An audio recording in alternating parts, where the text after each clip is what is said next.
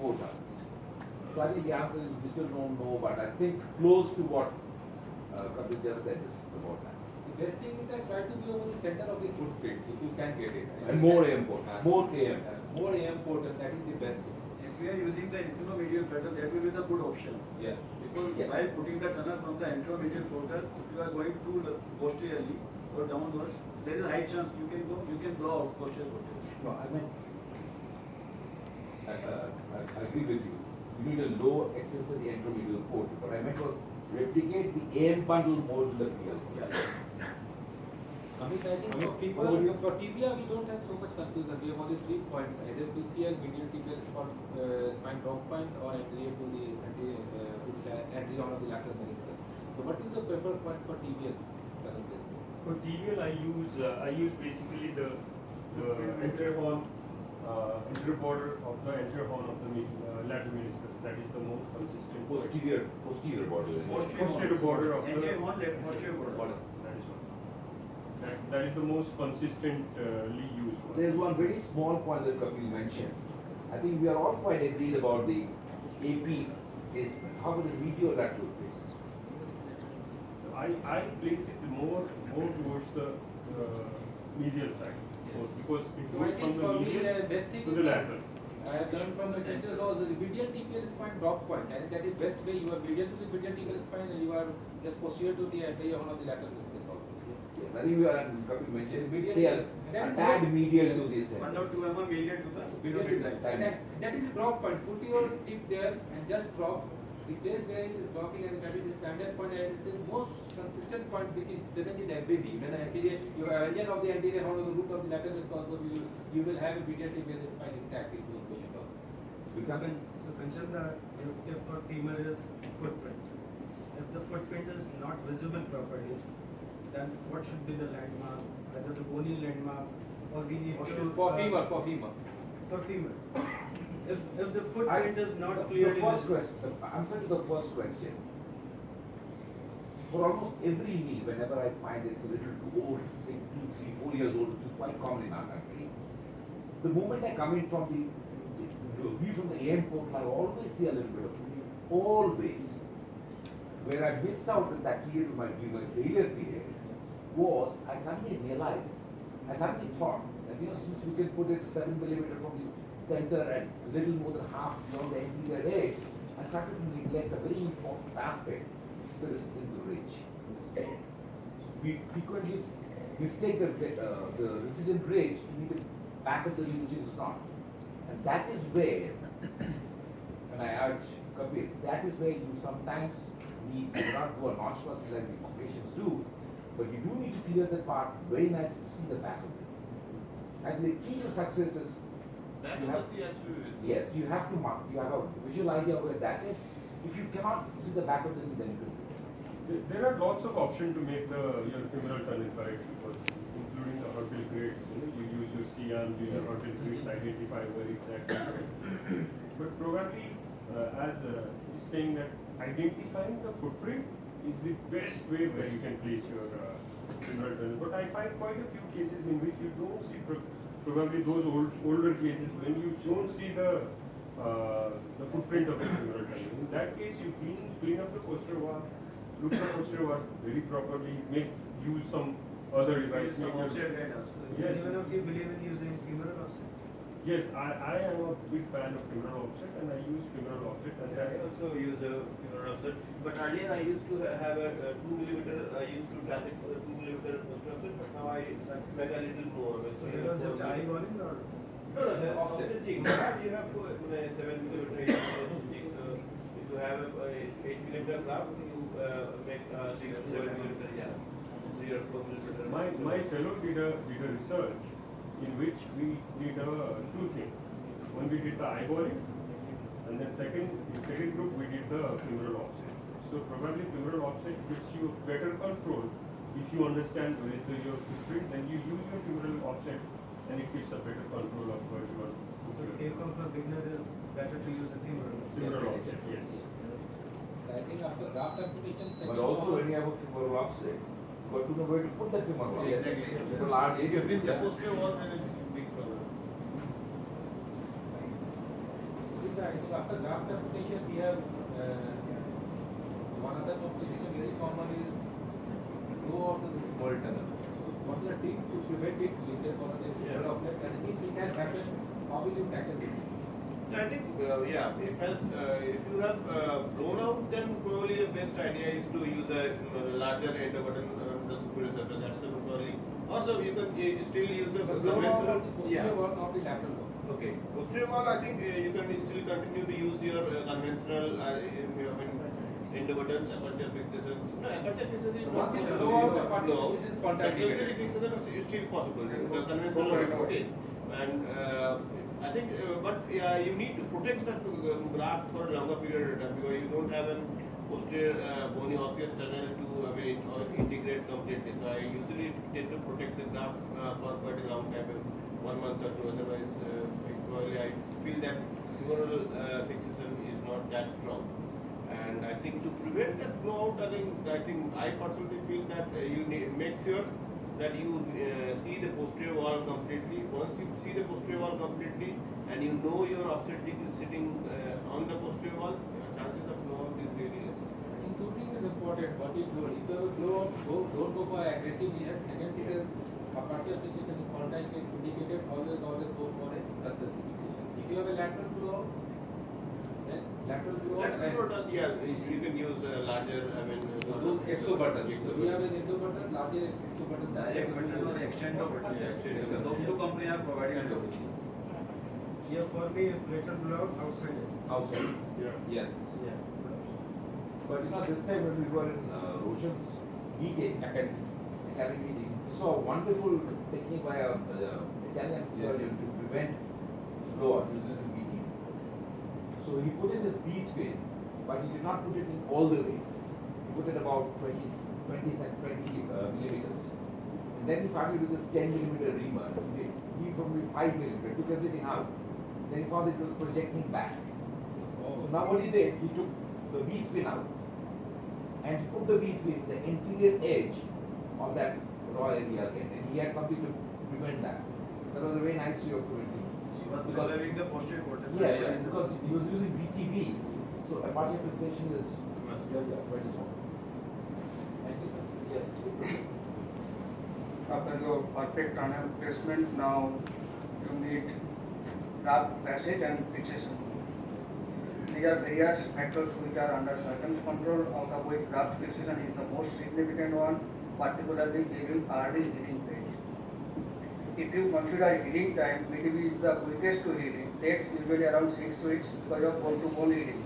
Then comes your soft tissue healing. It takes around 12 weeks.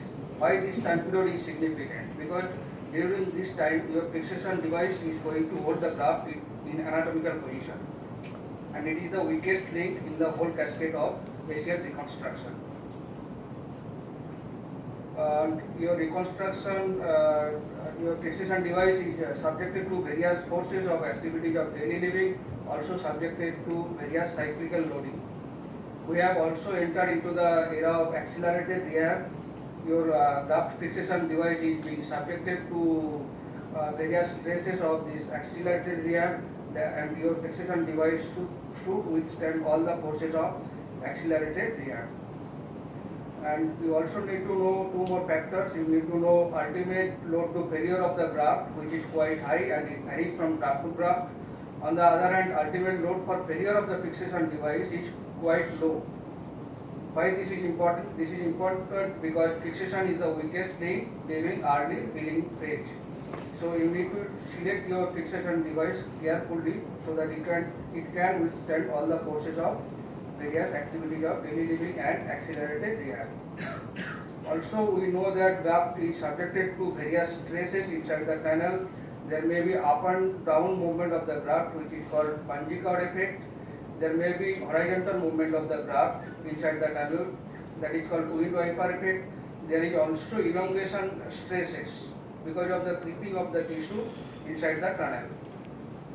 Also, from our basic science, we know that if there is more than 3 millimeter of the movement, more than 3 millimeter movement of the graft inside the tunnel, then there may be problem in biological and mechanical integration of the graft inside the tunnel. That signifies your fixation device is not so strong. That happens when you are using non-aperture kind of fixation. Your fixation device should be strong enough to avoid failure. It should be steep enough to provide stability to the knee joint immediately after reconstruction, and it should be secure enough to avoid slippage. And your fixation should be anatomical, it should be biocompatible, it should be safe and reproducible in each one's hand. If you want to relook by doing MRI, if you are in doubt, your image quality should not be interfered by this fixation device. And in case of revision surgery, it should be an easy revision. You do not need to remove the earlier fixation device. As of now, there are two kinds of fixation available.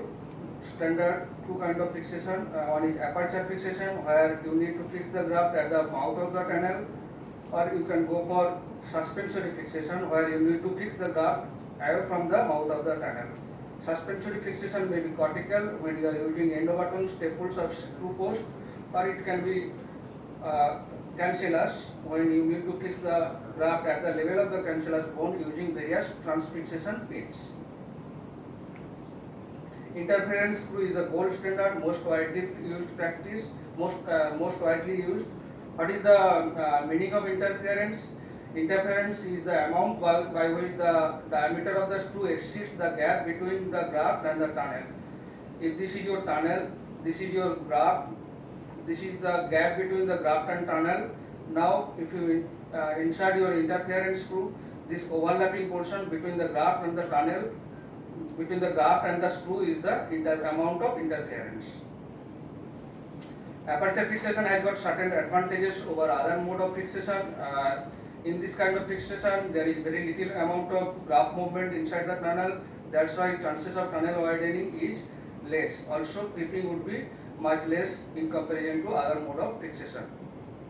There are various factors which can influence your interference screw fixation. If you use longer screw length, then your fixation would be much better. In case of BTB graft, you do not need to engage whole length of the screw, whole length of the graft by using screw. Only engaging the bony portion of the graft would be sufficient. What about the diameter of the screw? If you are using for soft tissue graft, then the diameter should be 1 millimeter higher. On the other hand, for BTB graft, your diameter of the screw should be either same or 1 millimeter less because of the rigid nature of the bone plug. What about geometry? If you use soft thread configuration for soft tissue graft, that would be sufficient and that will provide stronger fixation. In case of insertion torque, if you feel more resistance, then your fixation would be much better. You can increase the fixation strength also by using metal screw or increasing higher diameter screw. If you create your tunnel by dilatation method using various tunnel dilator, then also you can get better fixation. If the divergence angle is more than 20 degree, then the fixation would be less strong. You should try to keep divergence angle less than 10 degree. If you are creating femoral tunnel by transtibial technique, then the chances of divergence angle would be much higher and chances of gap failure is more. If you are moving to the softer bone, particularly when the density is less than 0.6 square gram, then the pull-out strength would be much less. Particularly on the upper tibia, where density of the bone is less in comparison to distal tibia. If you are in doubt, then you need to add on another mode of fixation along with your planned one. That would give stronger fixation. If you are using metallic screw, then titanium is preferable because it gets covered with the bone. On the other hand, steel screw gets covered with fibrous tissue. That's why nowadays it is no longer recommended. And metallic screw has got higher initial fixation strength in comparison to bias screw.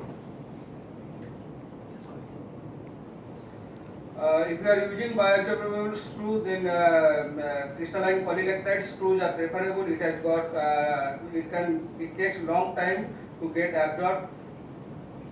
Bias screw has got advantages over metallic screw. You do not need to remove them. It does not interfere with image quality of MRI, and revision would be easier. But it is also not problem free.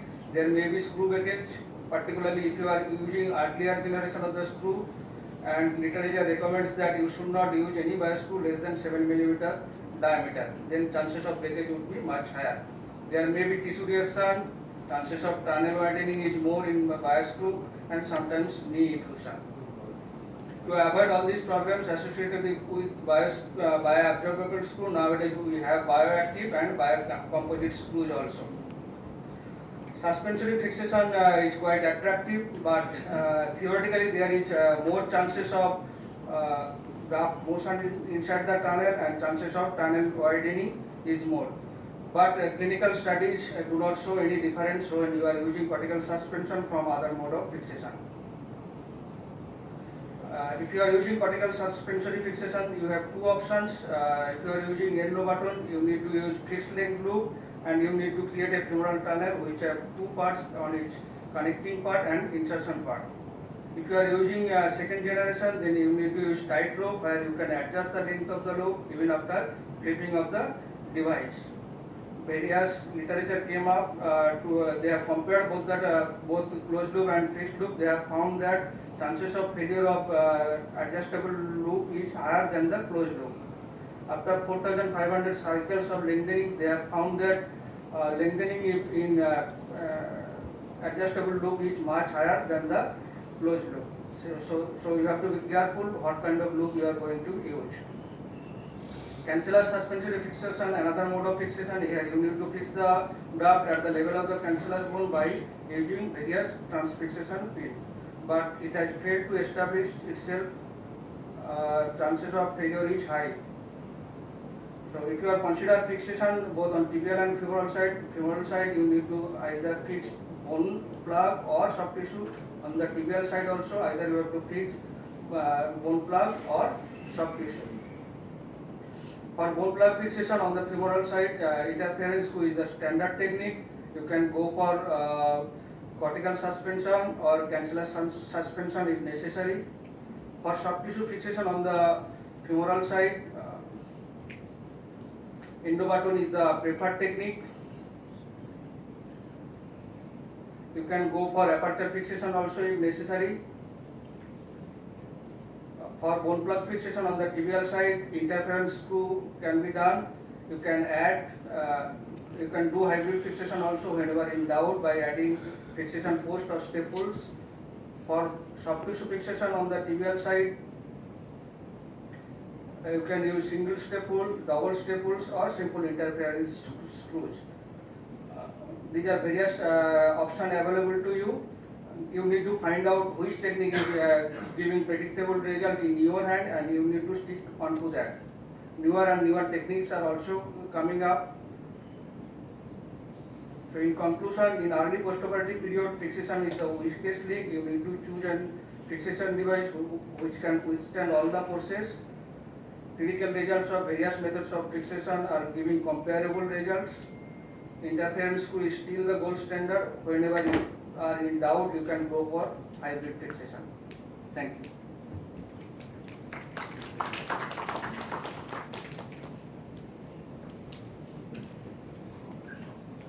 Any question?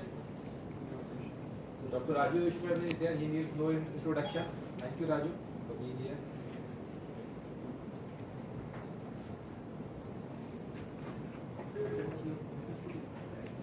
So length of the soft tissue graft required where the femoral tunnel? The length of the soft tissue graft is Length of the soft tissue graft. Minimum length. minimum length. 20 around. So where should The graft 20 millimeter. where does the graft heal? At the aperture At the aperture. or in the wall? At the aperture. Then why 20 millimeter is needed? So I think the graft also creeps. So whenever the knee goes into cycles, the graft tends to come out. So I think it's better to have a little bit of graft inside so that you have sufficient margin for the graft to heal. So you need to have around 15 millimeter what is said to be standard, but I think most of us usually prefer to have 20 millimeter at least graft with the femoral tunnel. So, can we fix the both femoral side and the tibial side with an insertion screw? Yeah, why not? it's no results will not vary whether endo button is used on one side and insertion screw on the one side, or both can be done. The both can be done. I think there are Comparable results. results. And somebody But I think said, by and large, most of the people now are almost settled with the soft tissue graft and suspensory fixation on the femoral side and the aperture fixation on the femur side. I think anybody who is doing the both sides. What is your opinion for fixation femoral and tibial tunnel?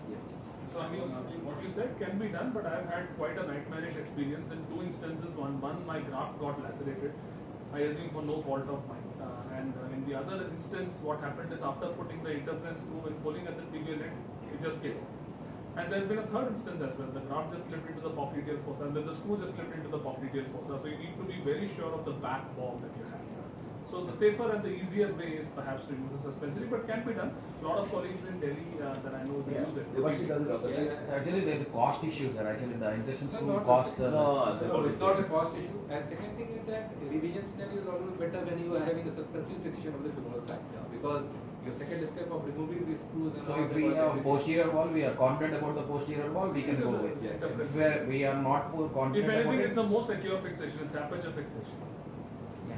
Yeah, I think if you can do it correctly, then both have equal results. But the interference screw on the femoral side has a higher chance of, technical fault, higher chance of technical fault, like posterior blowout, graft laceration, all those things are higher with the interference. So most of the people usually tend to prefer suspensory fixation on the Some Any friends tips do to it all the prevent time. migration of that endo button beyond the bone into the soft tissue, and what to do once it happens? We see in the post-op X-ray that it is not kissing on the I bone. think you measure your tunnel right if you are using a fixed screw. Alright, suppose your tunnel, you measure your tunnel right. Once you measure your tunnel right and you have measured what amount of graft should be inside the neck, keep 5 to 6 to 8 millimeters of flipping. I think most of the time it is a lateral part. This happens Once with it- the adjustable one. Once it has flipped also, go for a cyclic loading at least 30 times. But you realize it in the post-op X-ray that it's flipped outside. Outside in the soft tissue. So with the adjustable devices, the best tip which I follow is view the device going in through the femoral tunnel from the medial point. So you can directly see, I mean apart from the markings etc., once you see the button exit out of that hole, 4.5 or 4.7 millimeter hole depending on the manufacturer, you observe it directly from the medial point. I've had an instance in which I pulled the thing out of the thigh. So if you flip it over soft tissue, I think that graft is get, it will get loose. It will surely get loose. So if you can see, if you see in the post-op X-ray, there is nothing to do. You can't do anything. You can't do anything. You have to revise only. Yeah. So, No, you revise Can that you just stuff, get away with that- just delaying the rehab, delaying the... No, no. So you will go for rehab also. So what will happen? Gradually, graft will sink and it will sit over the bone only, lateral wall. So you will have a loose graft. It's better to counsel your patient and revise. Don't leave like that. So while doing this, if you are not confident, you don't have confidence. Do a CM next. Do a one CM shot. That is what we were doing in our shield. Do a CM shot and see. One CM shot will say whether your button is over the lateral wall or not. Yeah, Just used to see directly from the medial point. Yeah, And very- second very option is that what very does that do? important to mark Make the- incision and palpate over the lateral wall. Because How I do is, this is very often happens, so how I my bailout is, I mark my graft very accurately. I measure the tunnel, mark my graft. So if my graft is all inside, the marking is inside the tunnel, that means my button has gone little deep. So what I do is, I take a CM and confirm that it is in the place, right in the operation theatre. It's a horrible experience if you identify it on the next day. So suppose you identify it to the next day, rather than leaving it alone, you take him again into the theatre.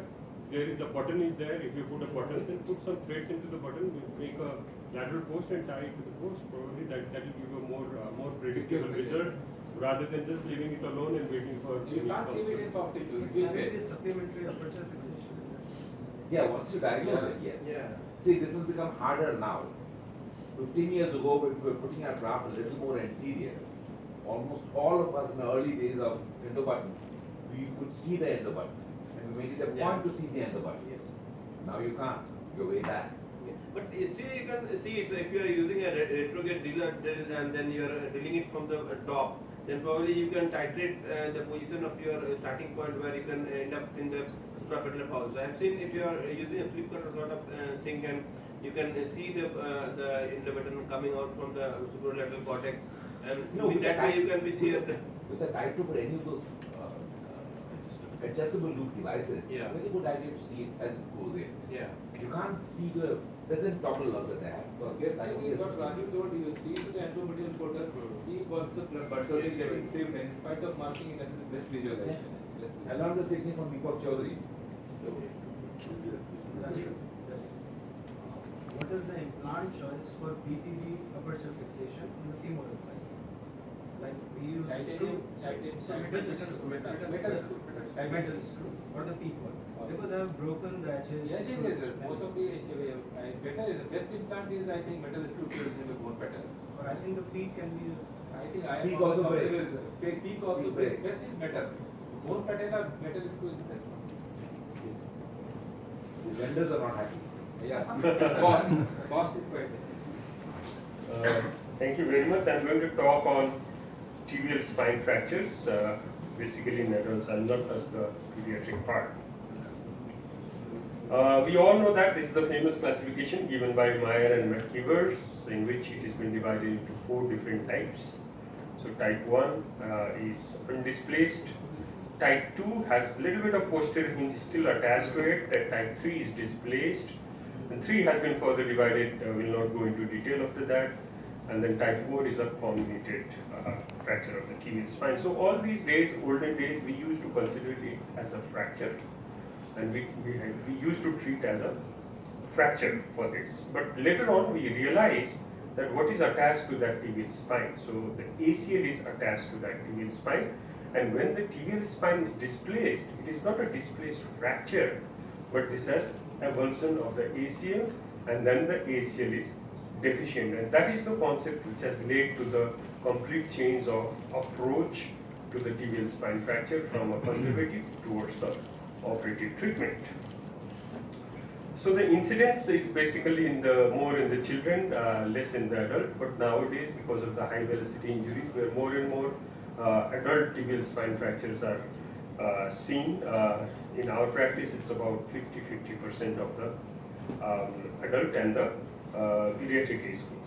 As far as the X-ray is concerned, ladies and gentlemen, to tell you very frankly that the AP view is not very good view to analyze the tibial spine fracture. Most of the time, these are underdiagnosed if you look only into the AP view. So very important to see the lateral view and identify there is a faint shadow of the tibial spine based upon the size. If the size of the tibial spine is very small, you may not be able to see that very clearly. But in those cases, you will find out that there is a Blackman test positive on the other features of the ACL tear or the intra-articular fracture will be there. So you have to be very meticulous to identify these kind of injuries. So what I do in case of type, especially in type 2 and in some of the type 3 is I recommend to do X-ray in full extension of the knee joint. So if in full extension, you will see 2 things. One, either the fragment reduces into the place, and the second one is either the limb is extendable to its full extent.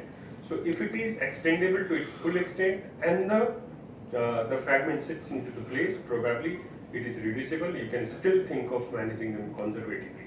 But if in full extension it is not falling into the place, there is a lack of extension, full extension of the knee joint, those are the cases that you need to take for surgery and are indicated for surgery.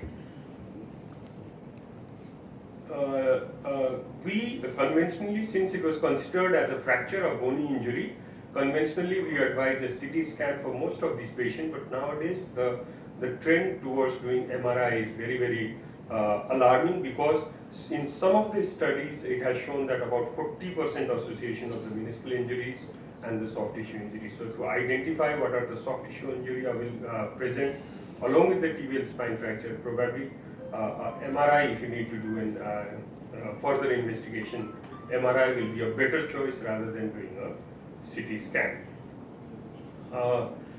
Still, some part of the world and some people, they do treat tibial spine fracture conservatively, but at present the evidence, as of the evidence is there, probably 1 and 2 can still be managed conservatively, but 3 and 4 has to go for the operative management. There are controversy in type 2 fracture, either to manage it conservatively or operatively.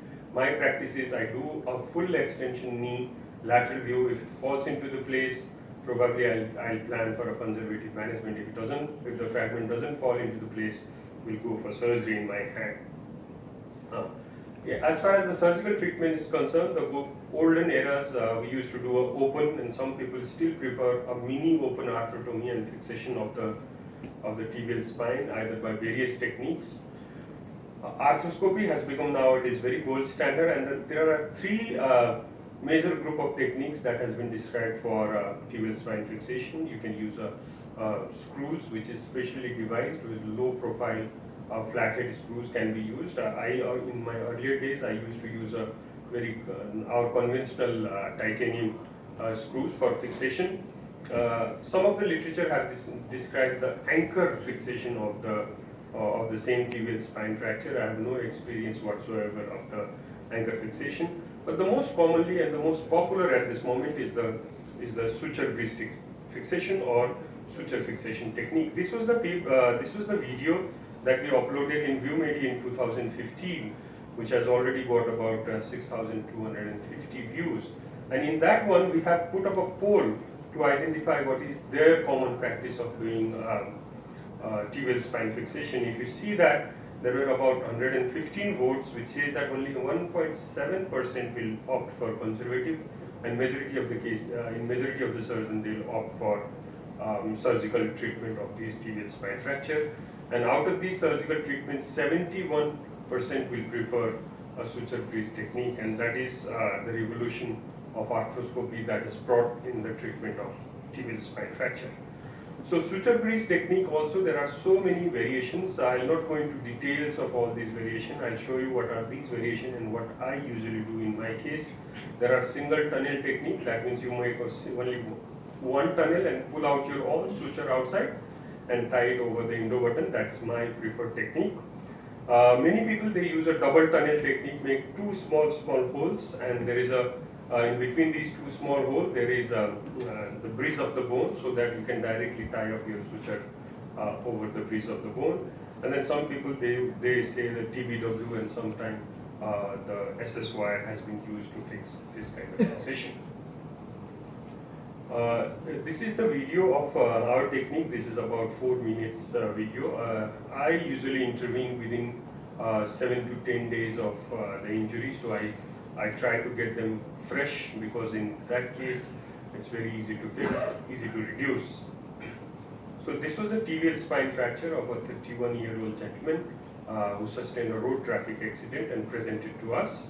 And on arthroscopy, you could see that the sloppy ACL because of the avulsion of the tibial spine, which is very, very important, because in these kind of cases, the ACL is never going to be really tight, even if the fragment heals. So you take various devices. Nowadays, there are suture passing devices of self-retrieving devices of shoulder that can be used, but this was one of the older video that I have uploaded in ViewMedi also.